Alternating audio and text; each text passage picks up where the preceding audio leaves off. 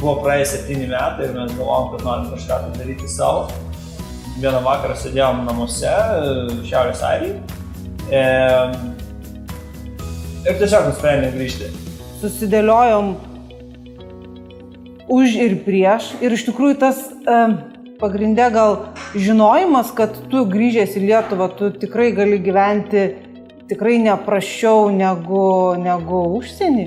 O Lietuva visą laiką traukia atgal namus, ta pati kalba, žmonės gal truputėlį to pačio mentalitetą. Tai yra tavo namai ir tu išvažiuoji ne ten, kur tu nieko nežinai, kur niekas tavęs nelaukia ir tu esi svetimas, bet tu grįžti į savo namus.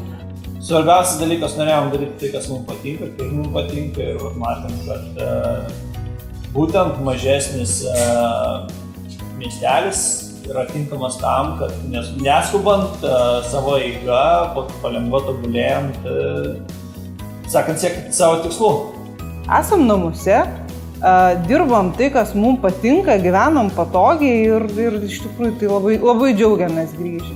Galimybių, ypatingai regionuose, yra labai daug, tiesiog reikia turėti idėją ir ją įgyvendinti. Dirbam jau kiek? 4 metai ir man Lietuva yra ta šalis, kur išsipildė mūsų svajonės. Taip kad jeigu turit svajonių, noro jas įgyvendinti, tai būtinai grįžkit ir nedvejokit. Taip.